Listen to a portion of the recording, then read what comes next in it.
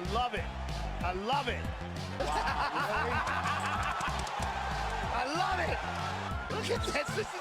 This is the greatest thing I've ever seen. Hey, I'm not surprised. Hey, what's poppin', my homies? Hope you're doing well, feeling blessed, having a good day, having a good week. This one's going to be David Onama versus the meme machine, Steve Garcia, at the Apex. And a lot of people are speaking down on this main event, and I think a lot of people are going to be very surprised with just how fun this main event turns out to be. As for my bets last week, I would have made profit if Jose Delgado won. And guys, how did you score that fight? Jose Delgado versus Nathaniel Wood. When I heard Bruce Buffer say all three judges score this contest 29-28, I was like, okay, they gave Nathaniel Wood round two. Then I heard them say Nathaniel Wood's name and I was like, no. Nathaniel Wood did not win that fight. Yeah, let me know how you scored that matchup. Alright guys, let's break down some matchups. I'm picking 4 underdogs to win on this card. It was going to be like 6, but yeah, I'm picking 4 underdogs to win on this card. Let's go. First matchup, we've got Talita Alencar taking on Ariane Carnelossi. This matchup's going to be elite Brazilian Jiu-Jitsu versus roided up Brazilian girl. Talita Alencar is a 6-time Jiu-Jitsu world champion in the gi and no gi. So that makes her special. It's the fact she's a champion in the gi and without the gi. That's high level stuff. Anytime a grappling champion comes to MMA, it's all about working on the takedowns, working on the boxing, the striking defense. It's everything that's not jiu-jitsu. And I think Talita Alencar so far has done pretty well. You saw her takedowns against Vanessa Demopoulos. One of her takedowns was a front headlock snap down. Another takedown was running Vanessa back to the cage while grabbing a single leg. So it's clear she's working on multiple different takedown techniques. As for her stand-up, you can see she's also working on that, throwing some fairly nice kicks at times, letting her hands go at times. Her striking still needs a lot of work though. As for the roided Brazilian girl, Ariane Carnelossi, she's been in the UFC since 2019 and only had 5 fights in that time. So the activity of Carnelossi is really bad. There's no momentum on the side of Ariane Carnelossi. She is more experienced in MMA compared to Alencar though. She's got double the experience, but 5 fights in 6 years. That's really bad. So if the matchup stays on the feet, of course Carnelossi does have a pretty good chance of winning just based on having more experience in the stand-up. However, in the smaller octagon, I do favour Talita Alencar to get that takedown. Now last week we had Jacqueline Amorim and Mizuki, which was a similar matchup to this one in the sense that Amorim is a Jiu-Jitsu champion, Talita Alencar also a Jiu-Jitsu champion.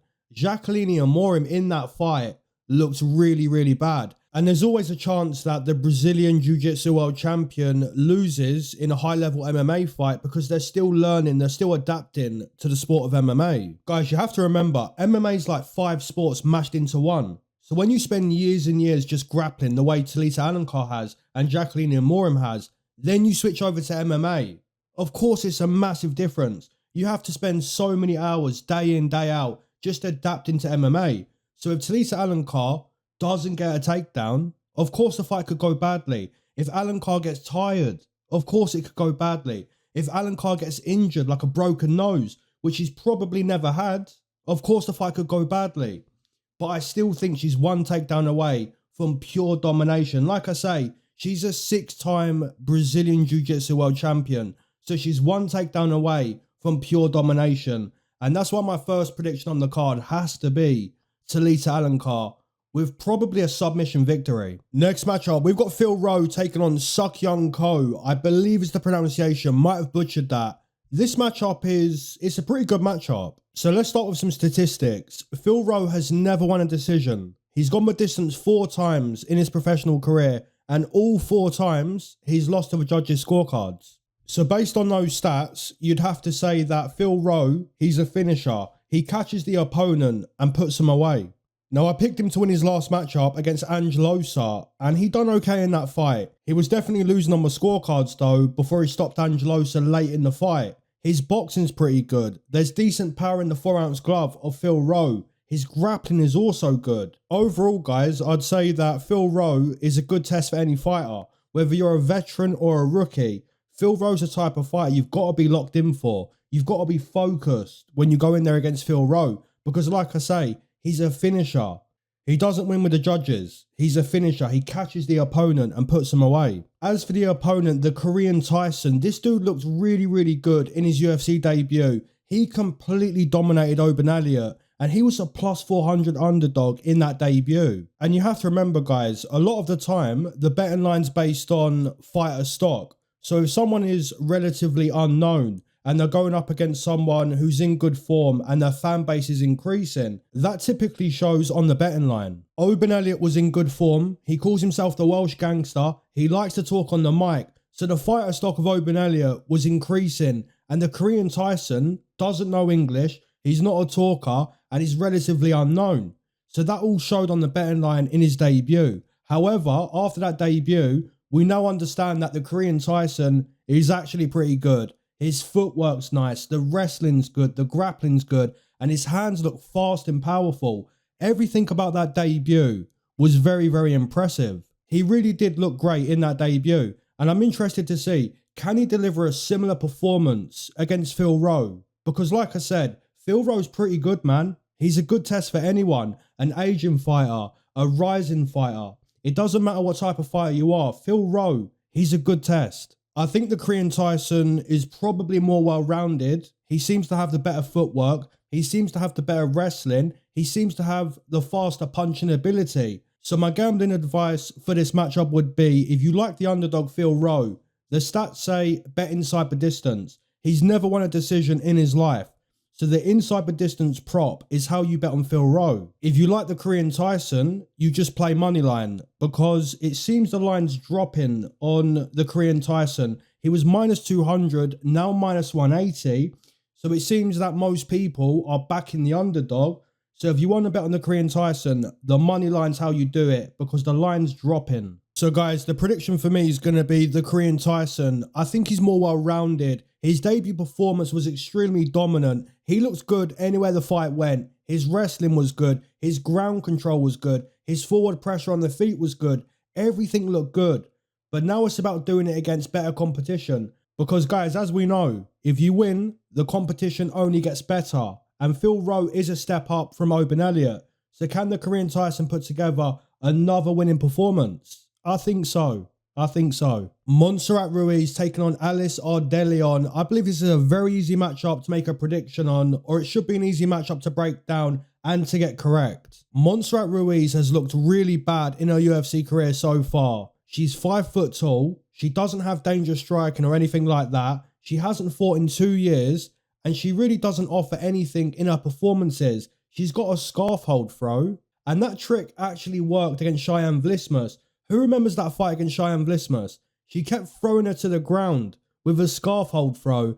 And I'm not trying to be disrespectful when I say this, but anybody that loses in the UFC to a scarf hold throw, you should automatically be cut from the UFC roster. If you lose to just a scarf hold throw to the ground, that's truly diabolical. It really is. Now, Alice Ardelean got her first UFC win earlier this year, and I picked her to win that fight as a plus 200 underdog. And Alice done so good in that fight. Don't get me wrong, her striking defense, it showed to be pretty bad. There was multiple times in that fight where she was getting hit with some really big punches. But we also learned that Alice Ardelean is extremely tough. She's willing to take a punch, to land a punch. And at times in that fight, she was smiling, even though she was getting hit with some massive punches. I rewatched the fight the other day, and the whole time I was watching it, I was thinking, man, Alice Ardelean, this girl's a scrapper. This girl enjoys being inside the octagon. She's tough. She's durable. She's powerful, willing to stand her ground, willing to press forward. I think she done very, very well in that fight against Ariane dos Santos. And I'd have to say that this time round, it's an easier job. She isn't in there with someone who's as physical as Dos Santos. Ariane dos Santos is 5'2". Montserrat Ruiz is 5 foot. So she's got a smaller opponent. She's also fighting someone who doesn't have the same striking ability as Ariane dos Santos. Like I said earlier, guys, Montserrat has a scarf hold throw, and that's about it. So Ardelean just needs to stop that scarf hold throw to the ground. And let's say she doesn't defend that throw. Even then, she probably just powers back to the feet or powers out of the headlock on the ground. Ardelean has multiple advantages on her side in this fight. She's got the activity. She's got the size on her side. She's got the striking on her side, the durability and power on her side. She's got the momentum on her side. And that's what I think this weekend the winner's going to be Ardelean. Next matchup, we've got Ketlen Vieira taking on Norma Dumont, and this is a very good matchup. All week I considered picking Ketlen Vieira as the underdog. All week I was like, maybe Ketlen Vieira gets the win here at slight underdog money. But the more I think about this fight, the more I'm like, she probably won't though. She probably won't. Don't get me wrong, Ketlen Vieira's pretty good. She's very experienced. She joined the UFC back in 2016. So basically 10 years now in the UFC. And anytime you get to the point where you've been at the highest level for 10 years, understand that's a very experienced fighter. And Ketlen Vieira's fought against some very good competition over the years. She's fought against Ashley Evans-Smith, Sarah McMahon, Kat Zingano, Irene Aldana, Yana Santos, Misha Tate, Holly Holm, Rocky Pennington, Kayla Harrison. She's fought against some very good competition. And I'd say her biggest strength is her strength. It's her physicality. She's 5'8" and typically has the size and strength advantage in her matchups. However, I'm not sure that's going to be the case this time round against Norma Dumont, because Norma Dumont is a former featherweight. Norma is 5'7", so basically the same size as Ketlen Vieira. So I don't really feel the physicality is going to be much of a factor in this fight. And I picked Ketlen Vieira as the slight underdog against Macy Chiasson,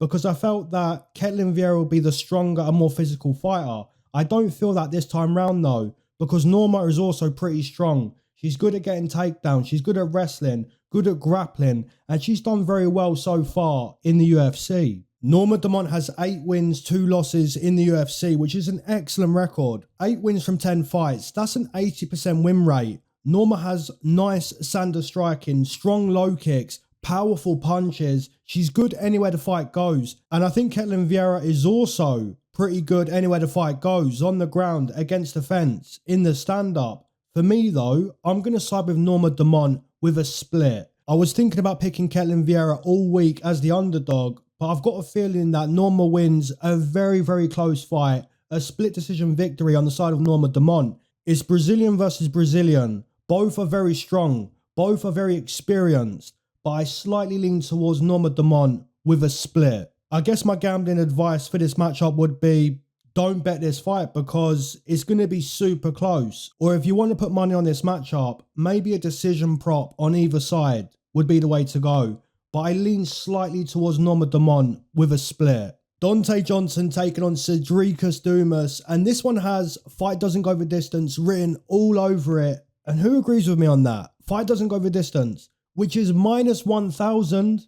So that's not a bettable market. And for anyone that doesn't gamble, for anyone that doesn't understand, the betting markets, like the numbers, put it this way. The bookie saying this fight not going the distance is as likely as the sky being blue tomorrow. In other words, someone's getting dusted. And I'd have to say it's probably Dumas that gets dusted. He's never really shown to be high level. And Donte Johnson has serious power in the 4-ounce glove. When you see Donte Johnson let the hands fly, you're seeing all kinds of knockouts waiting to happen. Someone has to get dusted, and it's probably Dumas. Dumas getting dusted. That sounds right.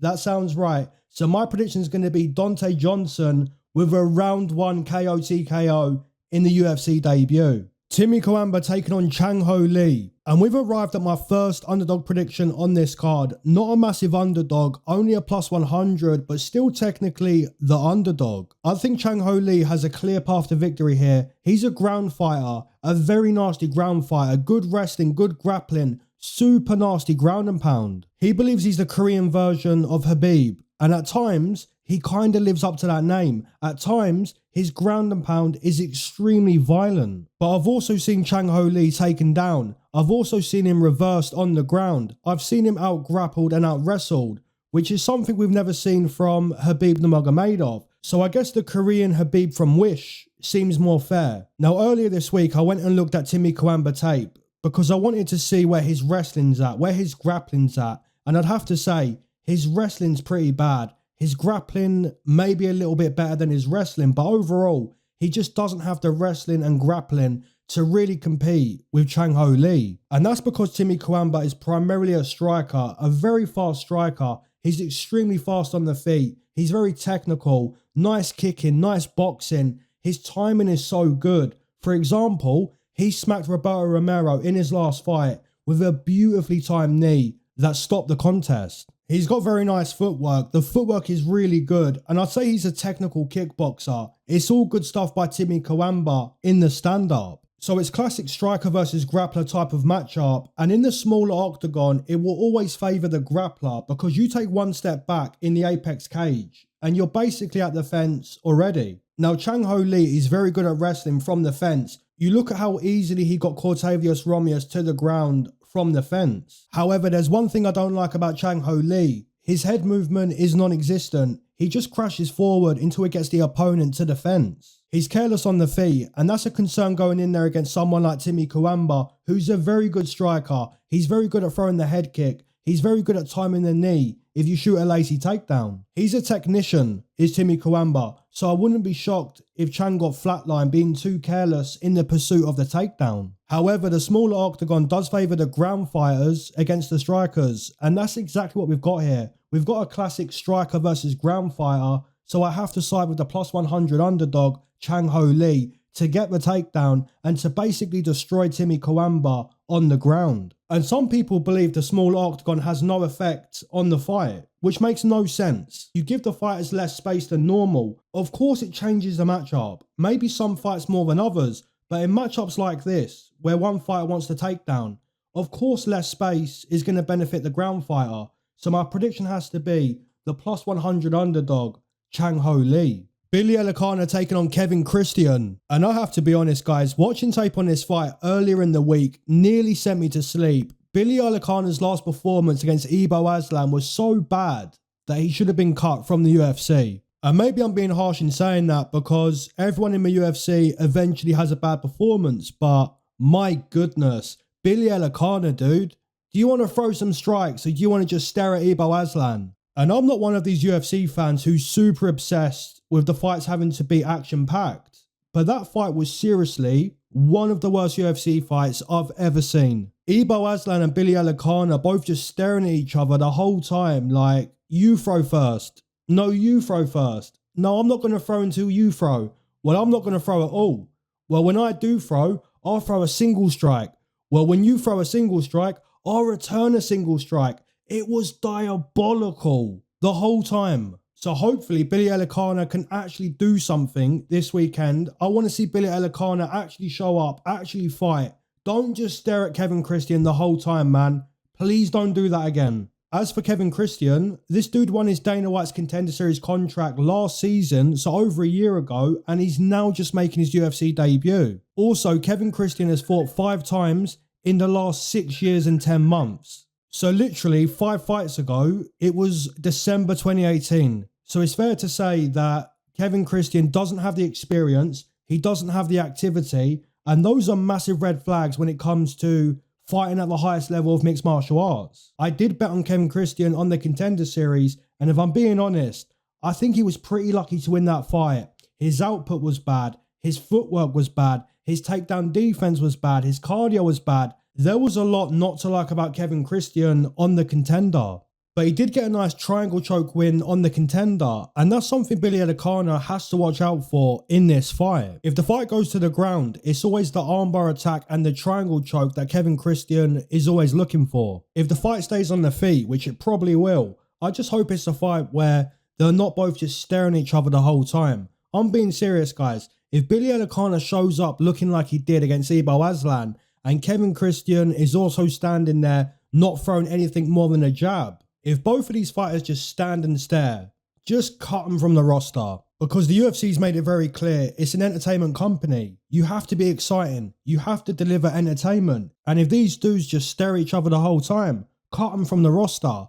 But my prediction has to be Billy Elekana. He's more proven, he's more experienced, and he just has to fight to win the fight. Nascimento versus Cody Durden. This matchup is Muay Thai and Jiu-Jitsu versus wrestling. But I don't really want to describe Cody Durden as just a wrestler. He's improved his boxing ability over the years. He's always on the pressure. He's always moving forward, always looking to bring the fight to the opponent.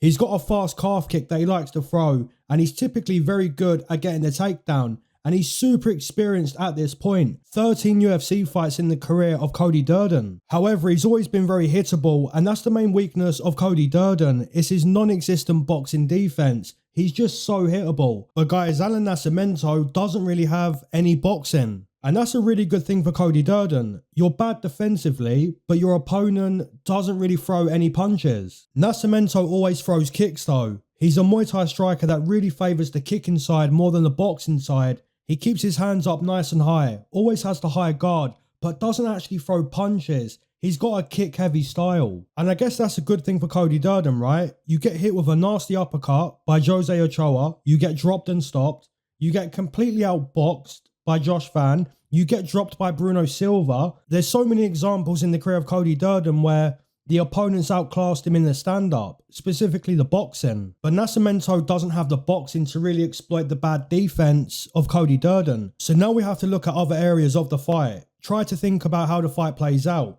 If Nascimento's throwing kicks and landing those kicks, and Cody Durden's moving forward, being the one who's throwing more punches and landing more punches, eventually the fight goes to the fence or the ground. If Nascimento shoots the first takedown, you have to remember that Nascimento doesn't have elite wrestling, so there's a chance that Nascimento just falls to his back and allows for Cody Durden to have that top control. And that might work early for Cody Durden, but you have to remember that Nascimento is a high-level black belt in jiu-jitsu, whereas Cody Durden, he's always been position over submission type of wrestler over high-level grappling skill. So how long can Cody Durden stay in control on the ground? Let's say round one he stays safe, doesn't get swept, doesn't really advance position on the ground, but lands some punches on the ground and just kind of nullifies the grappling skill of Nascimento. So there's potential for Cody Durden to win round one. But don't forget, Cody Durden has taken the fight on relatively short notice, and that's a good thing because there's no pressure on Cody Durden. And sometimes when there's no pressure, you deliver a performance of a lifetime. But you still have to consider Cody Durden getting tired past round one.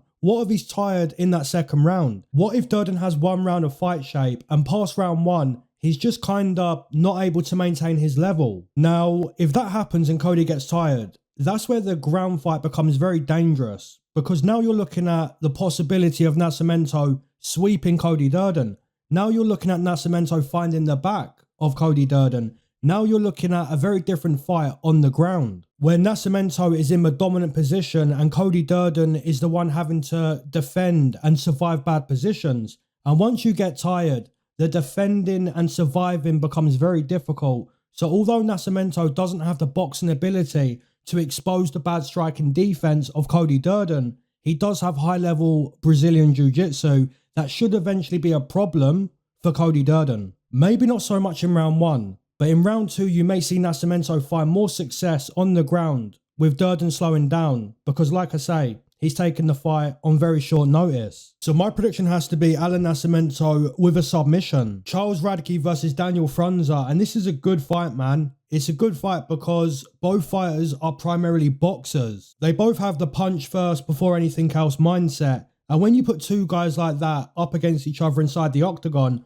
more often than not, you get a good old classic punch up. So the first thing I like about this fight is boxer versus boxer, puncher versus puncher. Both fighters are coming off bad TKO losses. You look at Charles Radtke fighting Mike Malott over in Canada, which is always a tough fight. And I have to be honest, man, Charles Radtke's performance was outrageously bad, diabolically bad. Charles Radtke couldn't get anywhere near Mike Malott. He would walk forward and he just couldn't get anywhere near Mike Malott. And that performance was the main reason why I picked Mike Malott against Kevin Holland. Seeing Mike Malott so sharp with the distance management, just firing the kicks, allowing for Charles Radtke to walk into his punches. It was a masterclass by Mike Malott, and for Charles Radtke, it was a fight to forget. As for Daniel Frunza against Rhys McKee, I picked Rhys McKee to win that fight around plus 150. I just knew that would be his first UFC win.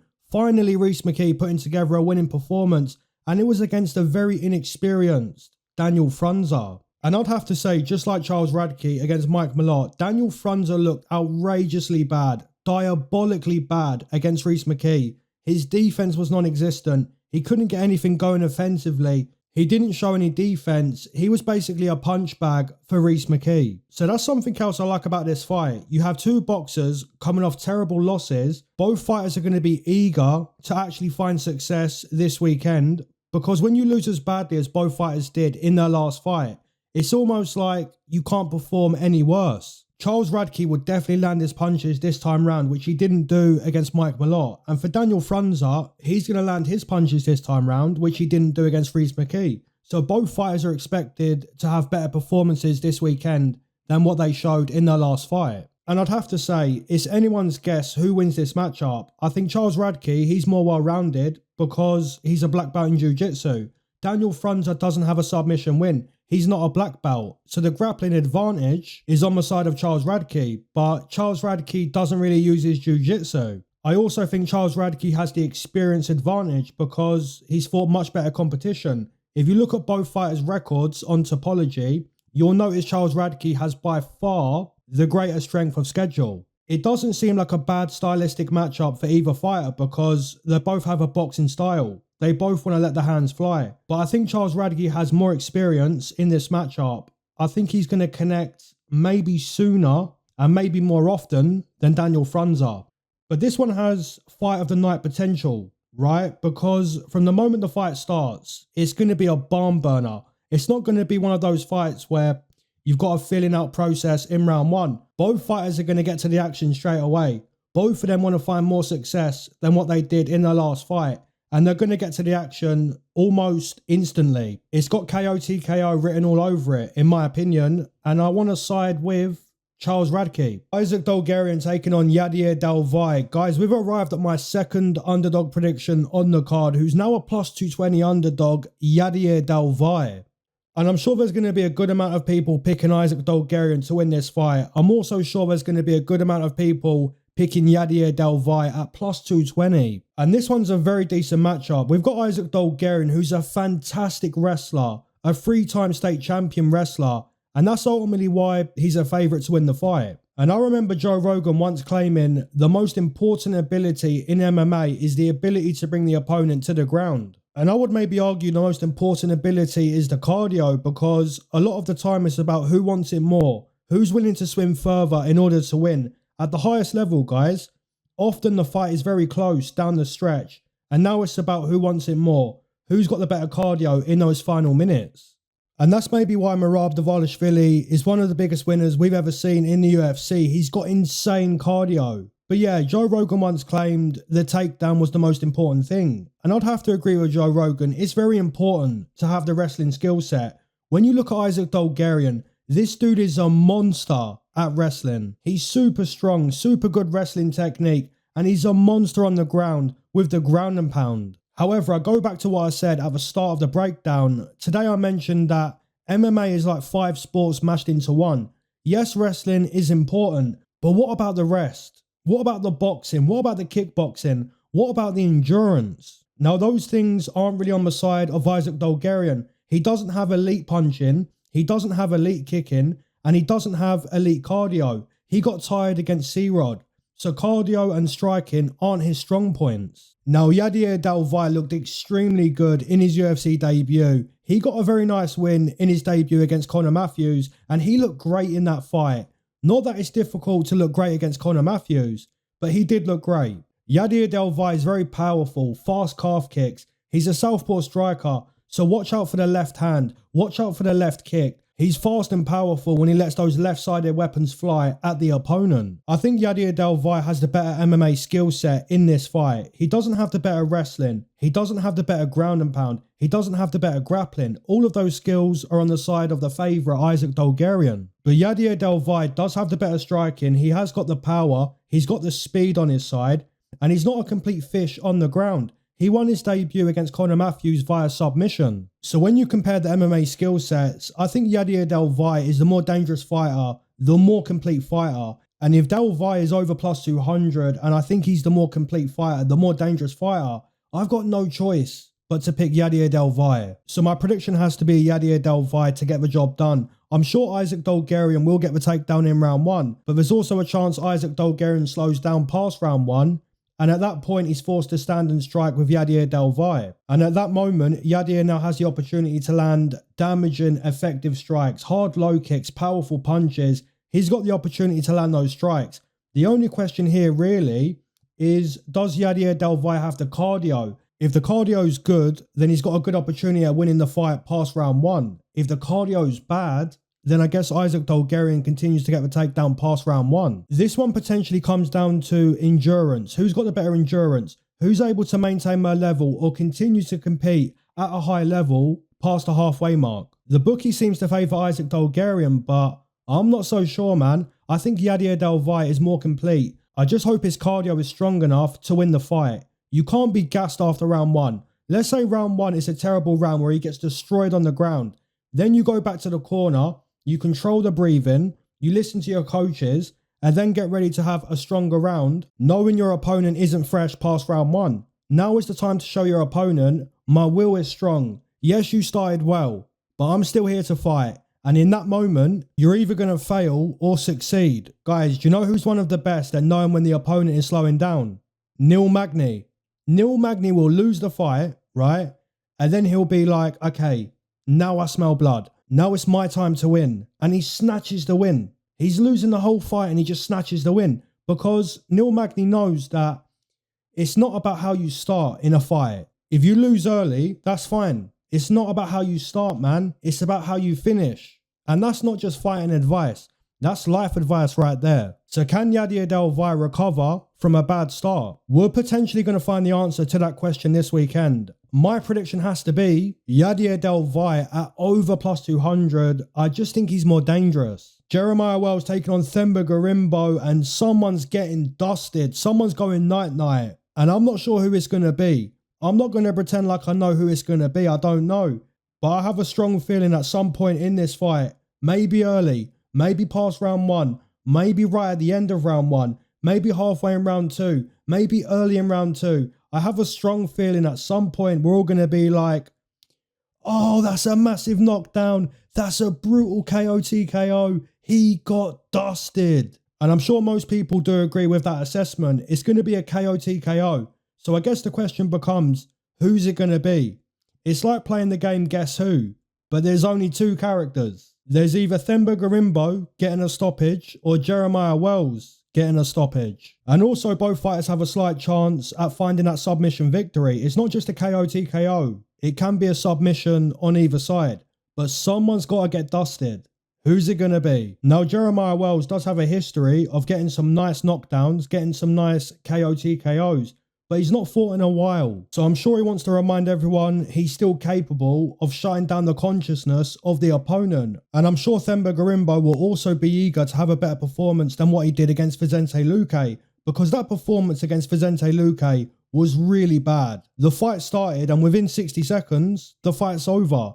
Anytime you get stopped within 60 seconds, you feel like you didn't get to perform. You feel like you didn't actually get to show what you've been working on during training camp. You almost feel like you got robbed of an opportunity to perform. But at the same time, you only have yourself to blame when you get stopped within a minute. And fighting is one of the toughest sports. It's not anything like team sports. It's not like when a football team loses or a basketball team loses or a baseball team loses. You don't take full responsibility in team sports when your team loses. It's a collective responsibility. Multiple people are involved in the game. It's a team game. You win together, you lose together. But in fighting, only you get into the octagon. So you have to live with that loss. You have to live with that performance. Nobody else takes responsibility. Not your coaches, not your teammates, not your friends, not your family. It's not a team sport. It's an individual sport. So there's no doubt in my mind that Themba Gorimbo this weekend, having been away from the octagon over a year and coming off a loss where he didn't get to perform, there's no doubt in my mind that he's going to be eager to deliver a winning performance this time round. And for Jeremiah Wells, who's not won a fight in the UFC for over 2 years, I'm sure he wants to put on a "y'all must have forgot" type of performance. Both fighters are going to be so eager to let the strikes fly, and both fighters are going to be so eager to be the one that stands in the middle of the octagon and has their hand raised and their name read out by the famous Bruce Buffer. So who's getting the knockout? I guess it's a gun to the head prediction. You zoom in with the M40A4 Red Tiger COD 4 2007. You point that sniper rifle at my head and I've got to pick who's going to win this gunfight. I'm picking the slight underdog Jeremiah Wells to get it done. His cardio is pretty bad. However, he's a very dangerous fighter. Even at 39 years old, he's very dangerous. He's got knockout power, he's got solid grappling, good experience, and probably very hungry to get a win in the UFC for the first time in 2 years. So I lean towards the slight underdog Jeremiah Wells, but I guess my real betting advice would be under 1.5, under 2.5, fight doesn't start round 2, inside but distant props for either fighter. I just hope it's Jeremiah Wells, the slight underdog, being the one that finds the KO TKO or the submission. Waldo Cortes-Acosta taking on Ante Delija, the co-main event. So Waldo's a very decent heavyweight. He's got nice footwork, good speed, good agility, very light footwork for a heavyweight. However, I wish Waldo would be a little bit more aggressive. I wish he'd walk forward a little bit more than always being on the outside. His style is good though. Don't get me wrong, his style is very difficult to fight against. He didn't do enough against Pavlovich, and he just about done enough against Sergei Spivak.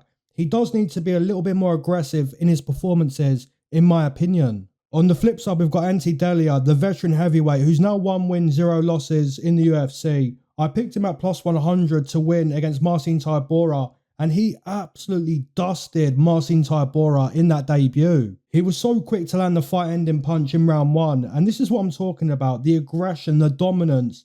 This is what you want to see, not just by the heavyweights, but all high-level fighters in the UFC. You want to see that urgency, that aggression, that violence. It's something that Waldo needs a little bit more of, in my opinion, and I just feel that Waldo's going to be in trouble in the smaller octagon against Ante Delija. The styles in this fight are very different. Waldo wants to make the opponent miss. He wants to fight a clean fight, whereas Ante Delija, he wants to brutally knock the opponent into another round. And by the way, guys, that shovel left hook that Delija lands against Marcin Tybura that started the sequence before that fight ended, it was so nasty. It was so powerful, so fast. It was a violent shovel left hook. So my prediction for this matchup is Waldo's going to be in control until he's not in control. He's going to be winning the matchup, looking good. And then suddenly, a nasty punch lands by Delija and the fight's over. Or if the fight isn't over, it's a knockdown punch that wins him the round, or a punch that rocks Waldo so badly that Delija wins the round.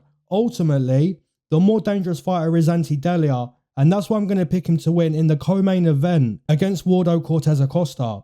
Don't get me wrong, Waldo's good, his style's good, but you put that style in a smaller octagon against someone that's looking for a brutal KO TKO. I've got to side with Ante Delija. He's more dangerous. He's more likely to stop the fight. The main event, we've got the meme machine, Steve Garcia taking on David Onama, and most people are talking about this main event like it's not an acceptable main event. Most people are speaking down on this main event. And you know what happens when the majority seem to think it's a bad main event, it's a bad fight? What usually happens is it ends up being an absolute barn burner of a main event, of a fight. So to all the people speaking bad on the main event, get ready to eat your words on this one. Make no mistake, it's a fun main event. Maybe not a super high level main event, but you know it's going to be an action-packed main event. From the very start to the finish, it's going to bring chaos and violence, and there's going to be a stoppage. And I kind of feel it's a 50-50 type of matchup. Steve Garcia is on a phenomenal win streak. He just gets better and better fight by fight. He's so aggressive, is Steve Garcia. Not that you saw that in his last performance against Calvin Kattar, but in his first main event, expect the meme machine to bring the chaos, to bring the violence. As for David Onama, this dude's a problem. He's got knockout power, he's willing to overcome adversity. He doesn't have the best cardio or wrestling, but he still finds a way to win. You could see Steve Garcia get a knockdown in round 1, but David Onama survives. Now David Onama's getting a knockdown in round 2, but now it's Steve Garcia's turn to survive. I doubt we see the championship rounds in this 5-round fight, but I also doubt we see a super early stoppage in round 1 because both fighters do very well at surviving when they get knocked down. I'm going to predict we see a very entertaining fight where both fighters get rocked, both fighters potentially get dropped, but I have to lean towards the slight underdog David Onama because David Onama is the better value side in a fight that's pretty 50-50. I can understand people picking Steve Garcia because his win streak has been very, very good, but David Onama is a very good opponent for Steve Garcia. And some people might say, well, Calvin Kattar is a better opponent for Steve Garcia and Steve Garcia dominated that fight. But Calvin Kattar has massively passed his prime with awful footwork since he snapped his knee. And make no mistake, David Onama also has a very tough opponent here with Steve Garcia, and he might not be ready for prime meme machine, prime Steve Garcia. We've seen David Onama struggle against lesser competition like Roberto Romero or Jonathan Pierce, but my final verdict is It's a 50-50 type of fight. Both fighters have the power. Both fighters have the ability to finish the fight. And I have to lean towards the value side, which is David Onama. So my prediction is going to be David Onama with a round 2 or probably round 3 KO TKO. I don't think we're going to see round 4. I think we go past round 1. So either round 2 or round 3. KO TKO on the side of David Onama. Alright my homies, drop down your main event, your co-main event, your underdogs, your parlays, your money city plays. Drop all that stuff in the comment section below. And as always, keep your eyes to the sky, never glued to your shoes. Peace.